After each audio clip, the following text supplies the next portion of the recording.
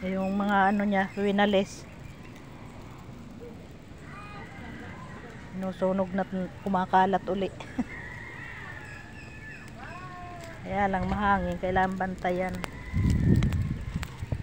Bantayan mo kasi ano-ano mo yan, kuwan. Ay, hindi nakakalat yan kasi wala naman dito sa gilid. Ang haba ng walis mo, eh. Hindi kahoy ang ano mo, ganyan. Ayan, oh. Oh, ayan. Mapunta sa inyo. Oh, ang usok dyan.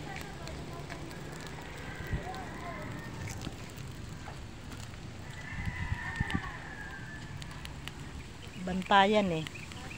Kasi ang dami pag iyan gumapang na doon.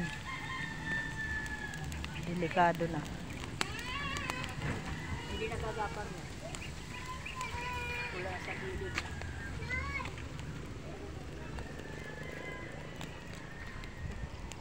Diyan ka lang. Diyan ka lang, oh. Tingnan mo yan. Oh.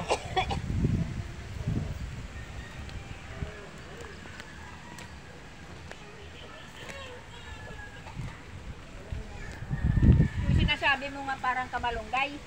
Ito yun. Alin? Ito, oh. Malapad? Oo, ito. Yan ang ano. Yan, Malapadan, eh. oh. Yan ang laman. Oh. Alin, parang kwan? Bulak? Oo, yan. Oh, ganun. Yan.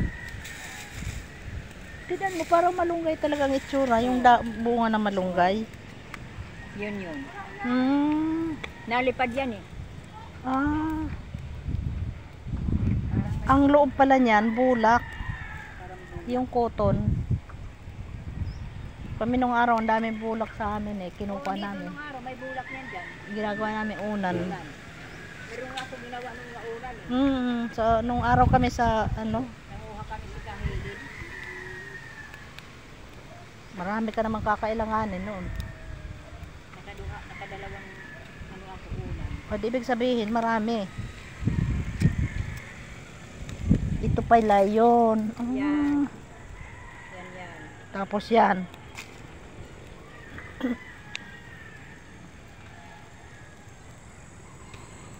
Delikado, kailangan bantayan ng pagsilab. Baka gumapang eh.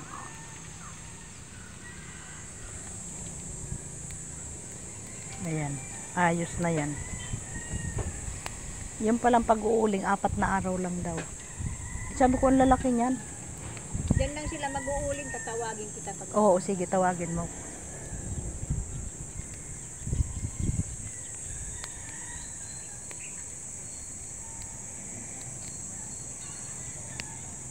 Kailangan bantayan to eh, pagka bulak pala, Bulak yan. Oh, ito palang kwan niya.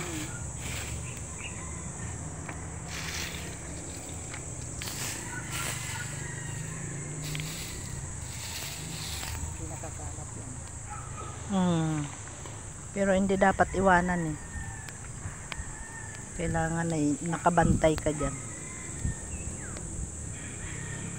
Kasi sana isisindihan ko rin dyan, may huse. Oo. Baka maano. Hindi, ba't mo sisindihan dyan? Ikuan mo na lang. Mahirap mawalis.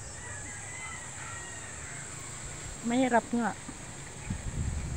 So, ayaw pa nila tutulog para makadaan dito. Gumagapang na ang kuwanan eh. Gumagapang ang tawag dyan. Hindi, ito kuwan niya. Dapat naalis nila ito. Alisin naman eh. Para makadaan kami dito. Pinutol lang nga.